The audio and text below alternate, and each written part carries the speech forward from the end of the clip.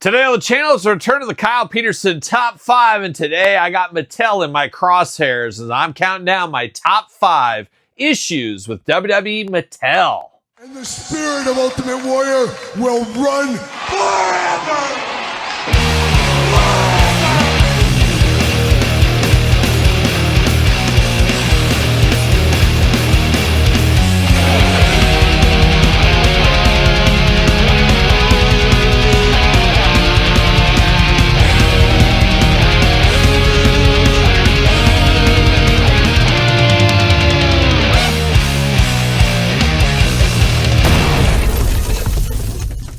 Welcome everyone, Kyle here, back again with another episode of the Kyle Peterson Top 5, a Thursday tradition here on the channel, as each and every Thursday we're doing a top 5 and occasionally a top 10 countdown. In today's video, we got something I hate to discuss because you guys know me, I'm a pretty positive channel. I enjoy action figures. Action figures are my escape from the real world. Maybe that is yours as well. I enjoy action figures. This has to be a fun hobby, but every once in a while we get our gears grinded, and that's what's happened to me recently from, of course, the WWE Mattel brand, the focus of this video. Now, we could probably do this about McFarlane Todd on the couch, of course. We could do it for NECA. We could do it for a lot of different toy lines, but today I'm focused on WWE Mattel, and I've been doing this video. I think I did one last year, so we call this the 2026 edition here, I guess, this year, as I'm going to count down my top 5 biggest issues with WWE Mattel. Now, this could be anything. You can put your list in the comments, as we always say,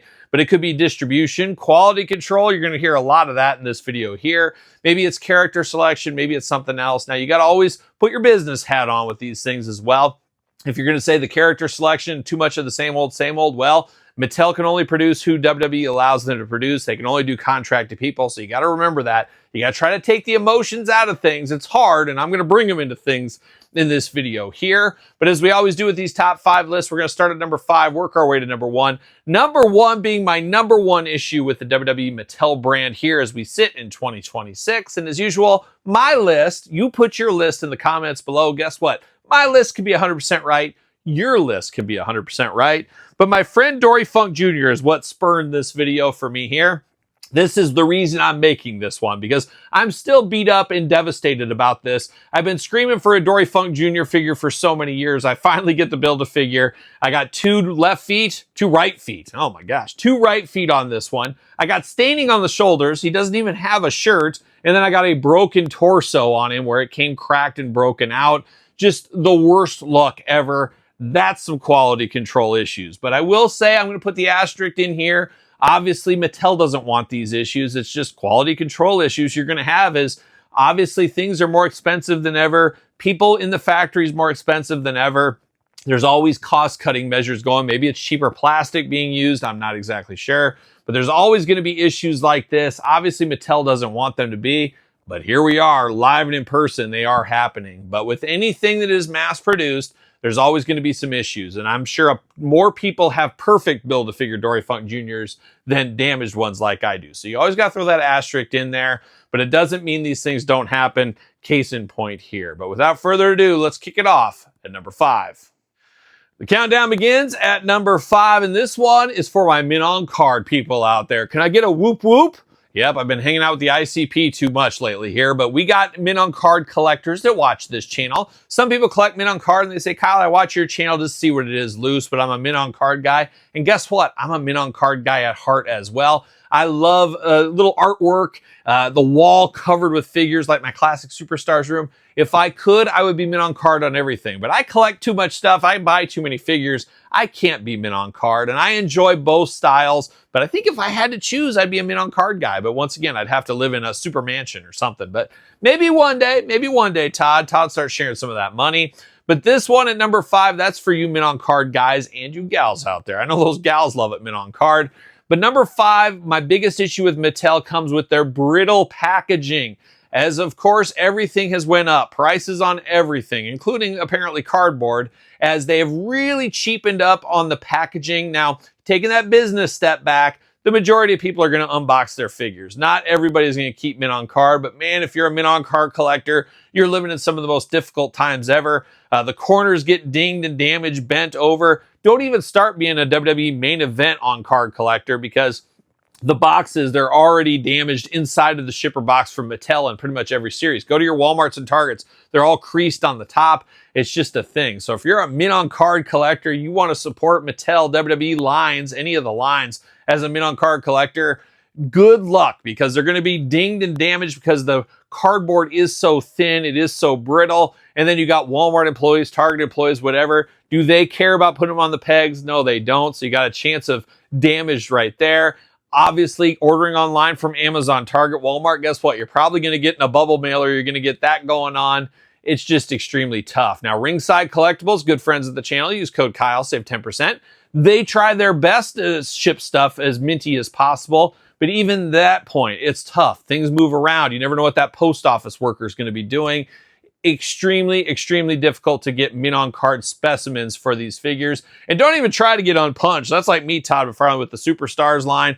Man, oh man, hard enough to find Superstars figures, then to find them minty, unpunched. Oh, don't even start. Don't even start. So coming in at number 5 for me is being a mint on card collector. Good luck at this point. It's the brittle packaging that Mattel gives us. Countdown rolls on to number 4. Number 4 is another interesting problem. I'm not sure if anybody agrees with me. Maybe I'm the only one that'll have this on the list. But one thing about Mattel right now is we're living in a golden age of action figures. There's so many different toy lines in the WWE umbrella. It's hard to be a completionist. There's no doubt about it. I don't know anybody that could be a completionist with all the different lines going on.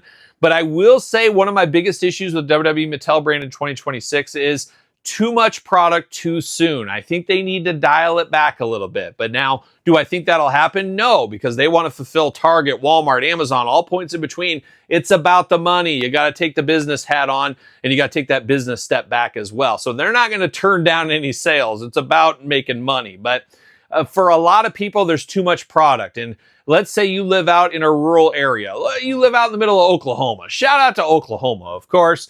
You live out there, you have maybe one Walmart, maybe you're lucky you have a Walmart and Target. I'm sure some of you live this real world example. Elite 115 comes to stores, maybe it skips your store, your Walmart gets skipped. You have no chance to get this set unless you go online, obviously. Amazon, Walmart, all those kind of things.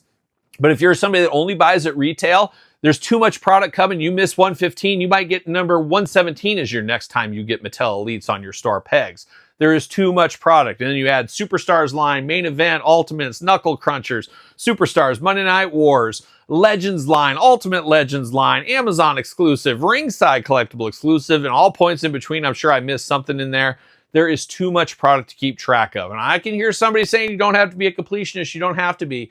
But when there's that much product coming, how do you know if you missed something at that point? Not everybody is like you and I watching this that is in tune and keeping track of these things and following along. There's a lot of ancillary collectors out there, and it gets too overwhelming. And I think Mattel turns people off with so much product. Well, I can't even keep it straight at this point.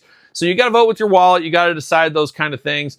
But it is too much product. I think Mattel, if I was in their business hat, if I was putting the business hat on, I was in the conference room with them, this would be my recommendation. I'd say, hey, guys, I got a business. I'm from business background here, college, all that kind of stuff. Been a businessman for 33 plus years, 40 years, 50 years, whatever it's been at this point. I would say, here's my thought. Here's what I would do, Mattel. It's great to have all these sets, these elite sets, 115, 16, 17, 18. They just keep turning and burning every single month. What if we slowed our roll a little bit? We produced more figures per series, and maybe some of these sets could get restocked at the Walmarts and Targets. That way, more people have a chance to get them. We don't have to create new paint and new molds and new characters, whatever it may be. We'll save money in some of the design aspects, but we can dial it back and we'll get more out of our molds we're already producing. We'll double our runs on some of this because I'm pretty sure there's a lot of people missing out on some. I totally missed that whole wave. What if Walmart's had one or two, just like the old days?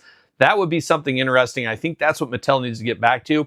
It would alleviate some wallet pressure for hardcore fans, but I think it would also make new fans come into the line, and you'd also sell to the mom and pops, the aunts and uncles, the grandpas and grandmas out there. They're going to buy Cody regardless. If you can get another one of that same wave out there, they'll buy that one instead of a brand new one.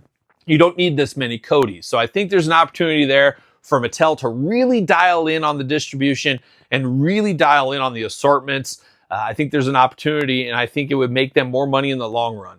I don't know if that made any sense, but that's where I'm at here at number 4. At the halfway point of the countdown, you got your list together. Put it in the comments down below. And don't forget to subscribe to this channel as we're talking all things business. It's a business channel at the end of the day. This is really like a modern day Fox Business or CNBC or something like that. Maybe, maybe not. But make sure you subscribe to this channel. Every Thursday, we got top 5s and occasionally top 10 countdowns. So don't forget to subscribe and subscribe to my other channel while you're at it.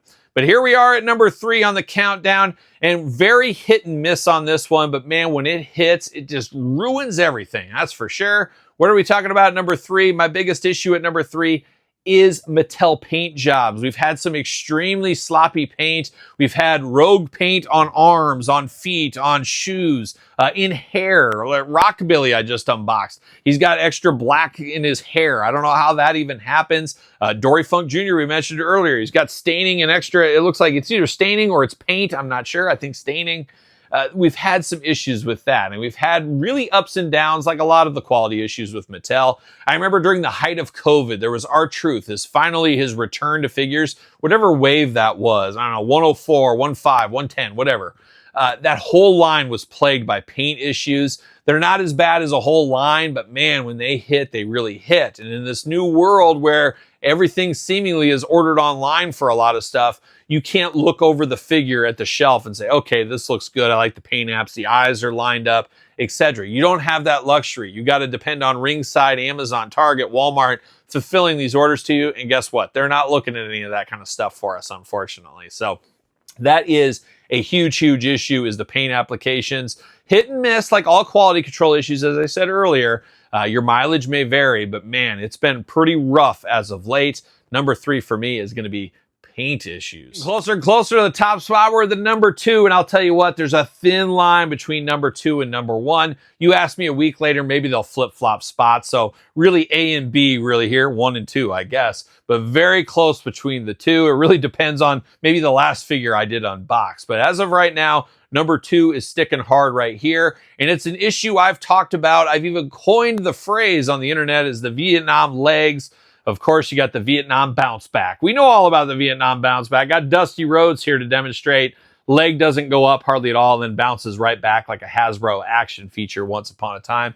Extremely disappointing, really cuts down the articulation. At that point, you don't even need leg articulation. But we've had the Vietnam bounce back for about 2 years. Once they switched the factory, always seems to be the right leg, a little too tight, not enough breathing room for the leg to move. Very, very unfortunate. Really ruins a lot of figures. Now, it was hot and heavy about a year ago at this time.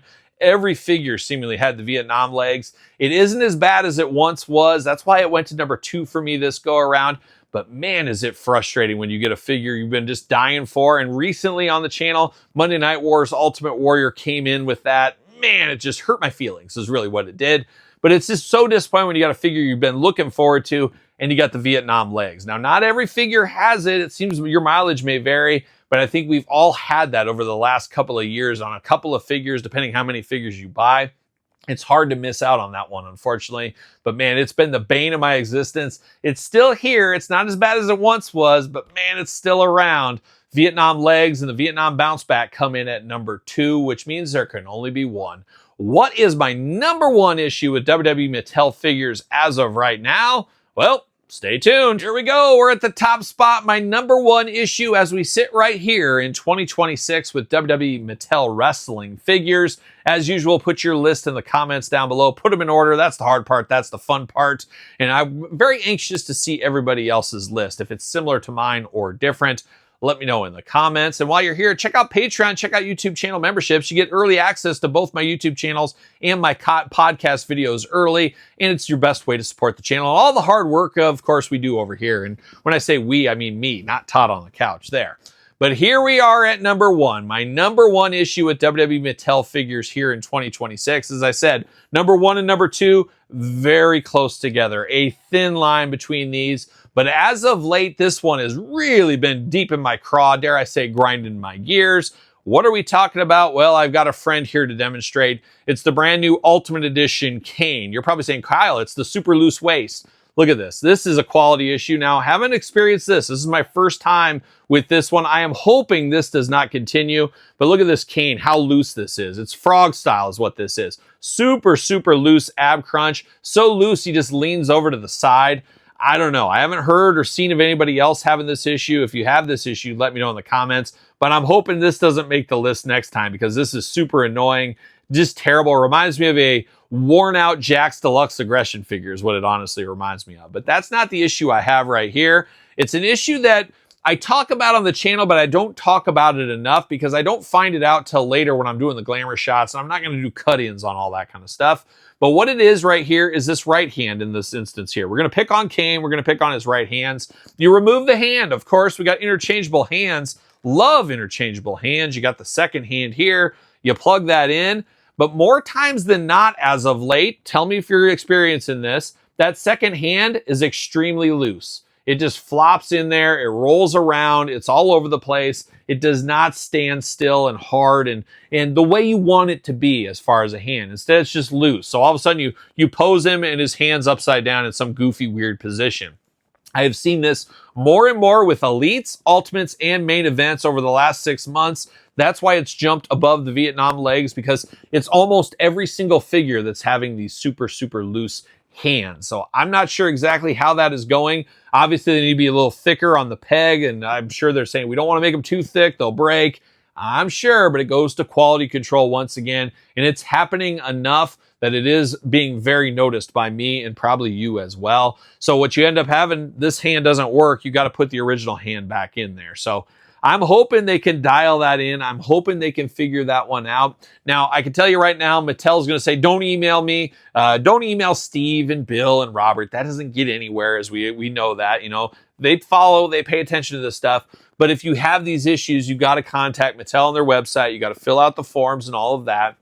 It is a huge rigmarole. I understand not wanting to do that. Time is money, of course, and you shouldn't have to do that with these issues. But if we want these issues to change, you got to make it known to Mattel online. That's the way it goes. That being said, if enough people are complaining in YouTube videos, Facebook groups, social media, wrestling message boards, I have to imagine the point gets across. I know Steve and those guys would say, go to Mattel, go to Mattel. But if they see it, they're putting it in their brain. I'm sure they're talking to somebody. I would have to imagine. I think that's the way it would work. But these hands have really, really gotten ridiculous. And at this point, do you even need a second set of hands if they're going to be super loose? So I'm hoping that can be fixed. Hopefully that can be dialed in. And unfortunately, this cane for me with the super loose waist or ab crunch, I guess more like it, and the super loose hands makes this one just very, very disappointing. So that is it. That is my top 5 issues with the WWE Mattel figures here as we sit, headed into fall of 2026. Be very interested to hear your top 5 in the comments below. Put them in order, as I said. Are you having these same challenges? Have you noticed some of these struggles? Or is there something totally different on this list that's missing? Let me know in the comments down below. You made it this far. Don't forget to like the video. Don't forget to subscribe to the channels, 2 YouTube channels with content every single day. Appreciate the support over there. Sir Paul64 on the X, _Kyle_Peterson on Threads, Instagram, TikTok, and The Kyle Peterson Show at gmail.com, which is the name of my podcast, Kyle Peterson Show. Available where podcasts are found each and every Tuesday with bonus video cast on YouTube. So for another edition of the Kyle Peterson Top 5, I'm Kyle. See you guys all real soon. Are we gonna dance or are we gonna play? This is my song to you, Kyle Peterson. I'm your biggest fan. Here we go. Ready? 2, 1.